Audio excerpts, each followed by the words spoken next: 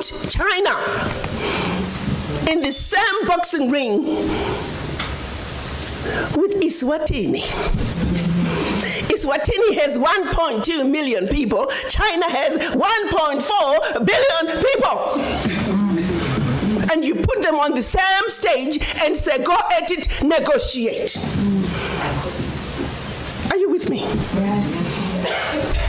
This is insanity of the highest order. How have we allowed this carnage to go on? When Eswatini is thrown in the same boxing ring with China and Eswatini collapses before Eswatini even gets on the stage, the world says, well, Eswatini, what's wrong with you? Why can't you take care of your people? Well, China came in and said, Eswatini, give me all your gold or else. And if Eswatini does not agree, they just go on next door to Lesotho and give Lesotho an extra $1. And if Lesotho doesn't take it, they just jump on to Togo, Central African Republic. It was all by design. 1884.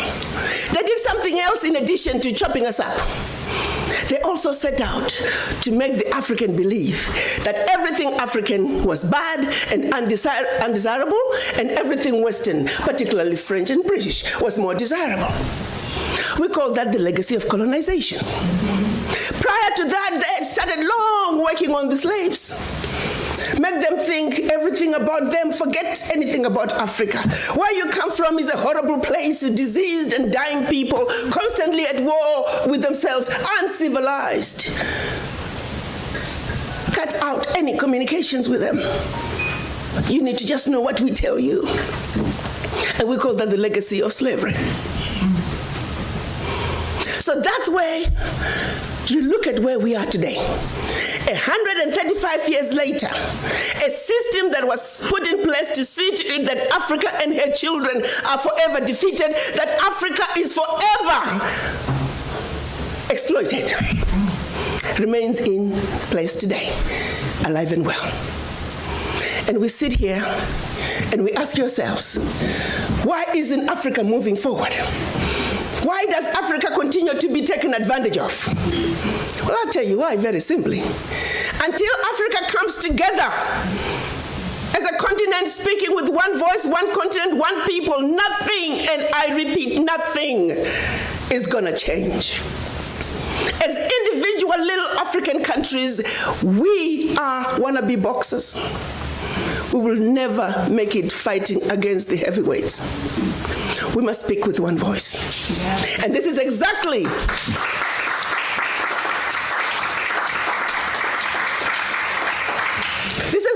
what our Pan-African leaders wanted to see happen in 1963 when they came together in Addis Ababa, Ethiopia. They clearly stated that Africa for the Africans at home and abroad, and that African Union was now. They said Africa must speak with one voice. It is the only way for Africa to take its rightful place on the world stage. Sadly, when they went to Addis Ababa in 1963, they were divided. We had two factions, the Casablanca group and the Monrovia group. The Casablanca group were saying Africa for the Africans at home and abroad, and African Union now. This was Ghana, Guinea, Mali, Egypt, Morocco, Algeria, and Tunisia. Only 7.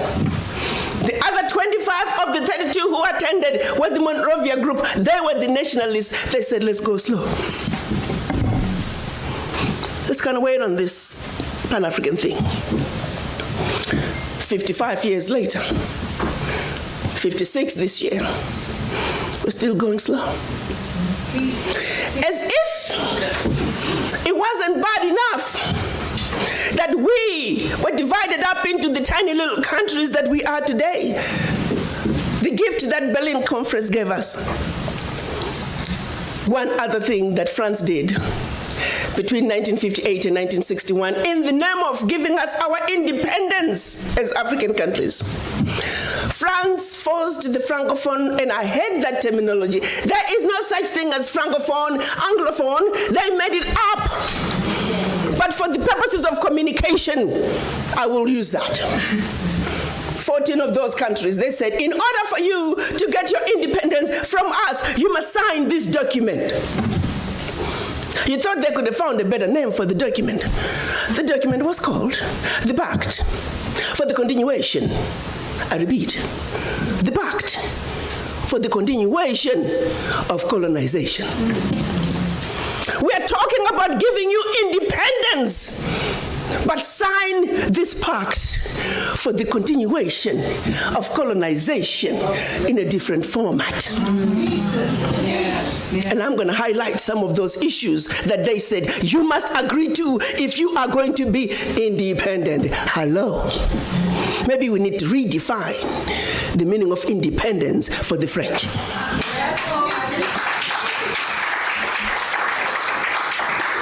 First, France said, you see, you monkeys, you don't know how to manage your money. We're going to demand that you deposit 85% of your bank reserves with the French Minister of Finance. Under the French Central Bank, under the control of the French Minister of Finance. France is then going to take your 85% bank deposits from each and every one of you. Deposit those funds in the French stock market under the French name. And you may or may not know the returns. Today, as we speak, the latest figures are saying for every 14 billion that France invests in the stock market from Africa, they are realizing upwards of 300 billion in return. Every year, year in, year out, because of these deposits from the African countries, France is taking out of Africa over $500 billion. Now figure it out. For every 14 billion, the returns on the investment are over 300 billion, and they are taking over 500 billion. So in actuality, France is taking out of Africa trillions of dollars year in and year out. From us poor people, Africans. Back to the pact. So should you want to access some of your money that you have deposited with France, you have to submit your country's financial returns. And if approved, you get to get it as a loan. You can only access up to 20% of your money year in, year out as a loan at commercial interest rates. Your own money. As if that was not enough. They said all your minerals discovered, yet to be discovered, all your oil discovered, yet to be discovered. France and French companies have the first right of refusal. If there's anything left over that the French companies do not want, your people might have. To this day. They said you will only use the currency that we created for you because you're special Africans. We call it the CFA. There was the Central African CFA and the Western African CFA, same animal. And that France is the only one that can print it for you. 1958. Fast forward. They're still printing it for us. And if you start misbehaving, they just stop printing your money. And your country's in trouble. They also said your language of instruction shall be French, whether you like it or not. That France will have military presence in your country, that your military can only be trained by France, that you can only buy military equipment from France, that you cannot have any military alliance with your neighbor, and that in the event of war, your allegiance is only to France. And furthermore, because they have military presence in your country, they can invade you without notice should they feel that the interests of France in your country are being violated. Teach, sister, teach. Speak on, sister. Fast forward, 2019, nothing has changed.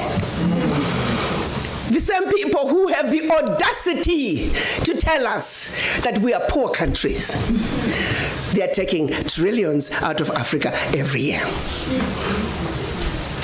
And one might say, why is it that African leaders haven't done anything about this deplorable situation? Well, let me tell you, my brother and sister, they have tried. documented to this day, 22 coups where leaders were assassinated. France had something to do with it. The first 7, when they decided they were pulling out of the CFA and that they're going to print their own money, they were assassinated. Every time an African leader has tried to do what's best for their country, they were assassinated. Majority of them aided by France. It's a known fact. And then others, they were just mercenaries who felt that when there was a natural resource discovered in one country, they wanted to create a coup. So while the country is thrown into a civil war, they're siphoning the natural resource. We know of one particular story that had we not known about it, it would have been, oh, there we go again, the Africans. In about 25 years ago, a group of young, rich white kids were having fun in Cape Town. They found out that there was oil in Equatorial Guinea that just been discovered, and they wanted it. So they set out a plan to have a coup in Equatorial Guinea. So while the Guineans are busy fighting a civil war, they will be siphoning the oil. But they made one mistake. There were 2 planes. One was to leave South Africa, stop in Zimbabwe, pick up more ammunition on their way to hunt in Equatorial Guinea. Another plane was taking off in the Caribbean that had this puppet diaspora who was supposed to be the next president. Mugabe wondered why such young people needed such powerful ammunition to go hunt in Equatorial Guinea. In doing his research further, he found out that this was a coup in the making. He allowed them to land in Zimbabwe. They loaded their plane, and just before takeoff, they were all arrested. The ringleader of that group was none other than the son of the former Prime Minister of the United Kingdom, Margaret Thatcher. She had to fly to Zimbabwe and paid handsomely to get her son out. The last one of those prisoners left Zimbabwe about 6-7 years ago. Had these young people succeeded, it would have been another coup. There you go, the Africans again.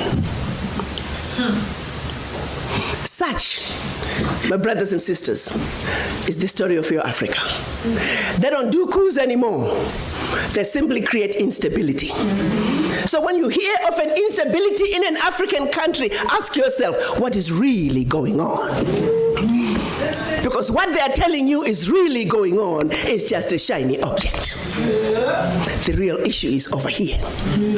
And you need to stop before you start being used as an instrument of your own self-destruction. I'm a king, yes, I'm a king, I think I'm a king,